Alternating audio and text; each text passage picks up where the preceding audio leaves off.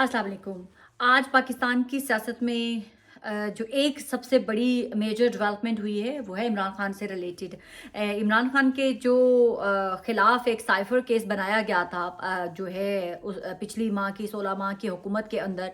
और उसके बाद एक उन्होंने जो आज़िम खान थे उन्होंने मजिस्ट्रेट के सामने एक स्टेटमेंट दिया था कि इमरान खान साहब ने जो एक साइफ़र था वो पब्लिक में लहराया था और उसके बिहाफ पे जो है वो साइफ़र केस आगे परसू होना शुरू हो गया। लेकिन अब जो सबसे लेटेस्ट डेवलपमेंट हुई है उसके ऊपर बात करने से पहले मैं आप लोगों को रिमाइंड करवा दूंगी जो मैंने अपने लास्ट व्लॉग में भी बोला था कि इमरान खान साहब के का ये इकरार कि वो जनरल आसिम मुनीर के साथ उनके राब्ते थे, उन्होंने मैसेजेस पहुंचाए और उन्होंने भी आगे से रिप्लाई दिया। ये बातें बड़ी इंपॉर्टेंट है और स्पेशली अगर इमरान खान के साथ बातचीत का सिलसिला जारी हुआ था और वो उन तमाम बातों के बाद अब उसी आज़िम खान साहब का आज जो है अदालत के अंदर ये स्टेटमेंट देना कि इमरान खान साहब ने जो जलसे के अंदर साइफ़र लहराया था वो साइफ़र नहीं था। क्योंकि वो ना ही तो कभी इमरान खान साहब ने कोई साइफ़र देखा और ना ही उन्होंने वो साइफ़र खोल के देखा। तो इसका मतलब है कि जब इमरान खान ने कोई साइफ़र जो है वो जलसे में लहराया ही नहीं था तो इमरान खान साहब के खिलाफ जो है किसी भी किस्म का कौमी राज अफशा करने का मुकदमा भी नहीं बनता।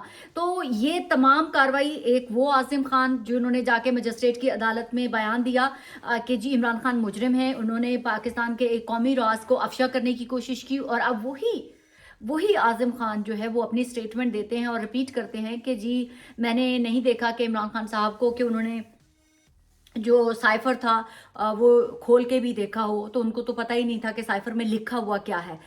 तो ये अगर आप लोग डॉट्स को मिलाएँ, तो ये डॉट्स आपको क्या पिक्चर बना के पेश कर रहे हैं? इसका मतलब है behind the scene Imran Khan साहब के साथ जो डील थी, जो मैंने बहुत अरसा पहले एक ट्वीट मेंशन किया था कि इमरान खान के साथ डील डन हो गई है।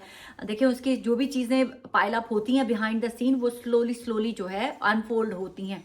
और फिर वो लोग खुद आते हैं और या फिर लोग खुद आके बोलते हैं, तो या जो सिचुएशन बदल रही होती है वो अपनी जो सिचुएशन है वो खुद बता रही होती है कि कहानी बदल गई है। अब वो सिचुएशन नहीं रही है इमरान खान साहब के खिलाफ। और स्पेशली आज़िम खान साहब, आपका क्या ख़्याल है कि हमारे पाकिस्तान की रियासत या ताकतवर हलकों की मर्ज़ी के ख़िलाफ़ स्टेटमेंट दे सकते थे कि जी इमरान खान साहब ने तो कभी साइफ़र देखा ही नहीं, तो खोल के पढ़ना तो बड़ी दूर की बात है। क्या आपको क्या लगता है कि ये आज़िम खान साहब ने ऐसे ही all of a sudden statement बदल दिया होगा या आज़िम आज़िम खान बहुत ज़्यादा बहादुर हो गए हैं? आप मुझे बताएँ कि क्या क्या हुआ होगा? आज़िम खान बहुत ज़्यादा बहादुर हो गए या इमरान खान से डर गए, या फिर जिन्होंने पहले प्रेशर डाला था अब उन्होंने प्रेशर उठा लिया है इमरान खान साहब के ऊपर से। तो मैंने तो बहुत पहले कहा था कि इमरान खान साहब को अल्टीमेटली जो है वो साइफर में सज़ा नहीं होगी, इनको रिलीफ मिलेगा और behind the scene. And please मैं एक दफ़ा फिर कह रही हूँ कि पीटीआई वालों, प्लीज़ मेरे जैसे जो मैसेंजर होते हैं ना, जो सिर्फ आप लोगों को राइट बात राइट टाइम पे बता रहे होते हैं, वो आप लोगों को शायद उस वक्त जो है वो समझ नहीं आ रही होती, आप लोग गालियाँ निकालना शुरू कर देते हैं। हमारे जैसों का काम होता है कि जो स्टोरी है वो हमें आप तक पहुंचानी है। तो बहरहाल इमरान खान के लिए बहुत बड़ा रिलीफ है, बहुत बड़ा रिलीफ है कि इमरान खान को जो है वो साइफर में जब आसिम खान ने ये स्टेटमेंट दे दी तो फिर अब इमरान खान के खिलाफ किसी भी किस्म का कोई भी साइफर के खिलाफ केस भी नहीं बनता। अब दूसरी तरफ जो है अगर हम देखें तो मलिक रियाज के बारे में एक ऑर्डर जारी हो गया है कि उनकी और उनके बेटे के से रिलेटेड जितनी भी उनकी प्रॉपर्टीज़ है वो मुंजबिंद कर ली जाती है, मतलब कि पाकिस्तान की रियासत जो है वो अपने कब्जे में ले लेगी।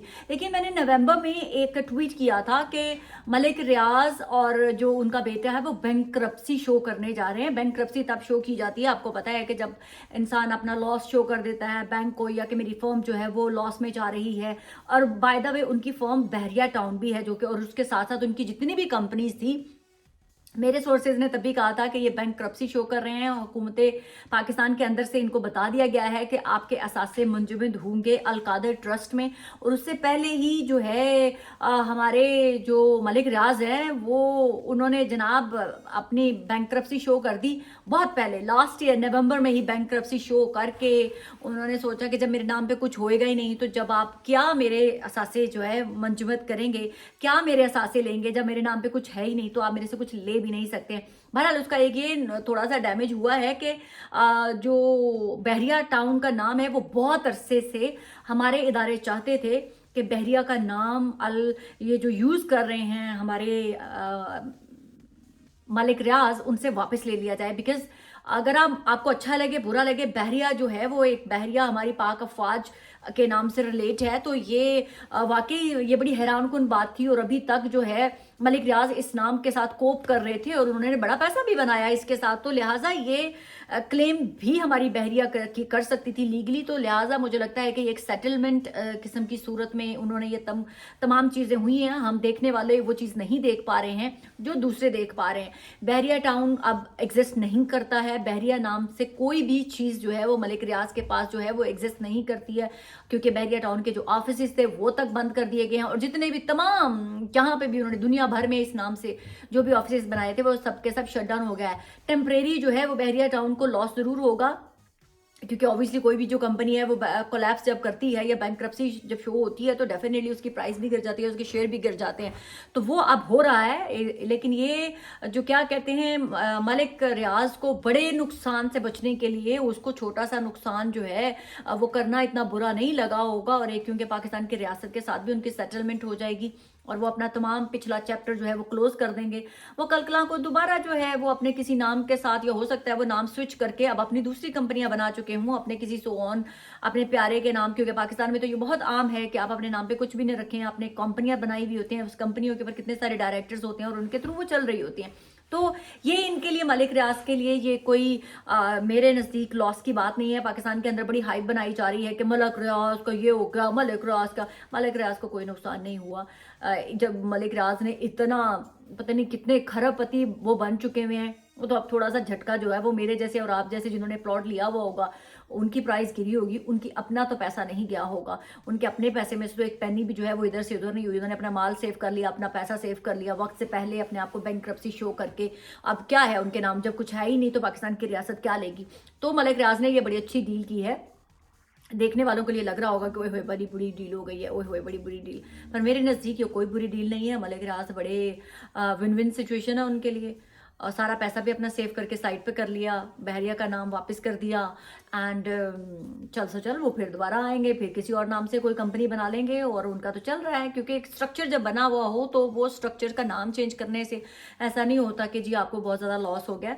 तो मैं इस सारी सिचुएशन में मलिक रियाज को विन विन सिचुएशन कहूँगी। वो इतने भी नहीं है कि उन्होंने इतनी कच्ची गोलियां नहीं खेली हुई थी कि वो अपना लॉस करवा के बैठ जाते हैं अपना पाकिस्तान के अंदर अपना बैठे बिठाए बैंक जनाब के अब उनका बेड़ा गर्क हो गया, ऐसा कुछ नहीं हुआ। वो अभी भी सेफ एंड साउंड हैं और उनके तमाम एसेट जो है ना वो बड़े महफूज हैं।